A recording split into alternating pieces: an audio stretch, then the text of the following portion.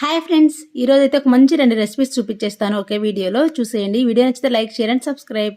ఇక్కడైతే ఒక కుక్కర్ తీసుకొని ఒక 2-3 బంగాళదుంపలను వేసుకొని కొద్దిగా సాల్ట్ వేసేసుకొని ఒక 3 విజిల్స్ వచ్చేంత వరకు ఉడికించేసుకోవాలి.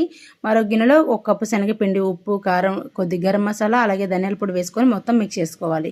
మన టేస్ట్కి తగ్గట్టుగా మసాలాలు అనేది యాడ్ చేసుకోండి. ఇది కొద్దిగా వాటర్ వేసుకుంటే ఈ విధంగా జారుగా కలిపేసుకోవాలి, బజ్జీ పిండిలాగా. ఇది పక్కన పెట్టుకున్న తర్వాత ఒక మిక్సీ జార్లోకి 1 కప్పు పుదీనా, 1 కప్పు కొత్తిమీర, కొంచెం పచ్చిమిర్చి, అలాగే అల్లము, వెల్లుల్లి, ఒక 2 స్పూన్ల వరకు పెరుగు, కొద్దిగా సాల్ట్ వేసుకొని గ్రీన్ చట్నీ అనేది రెడీ చేసుకోవాలి. చూసారు కదా, గ్రీన్ చట్నీ అయితే రెడీ అయిపోయింది.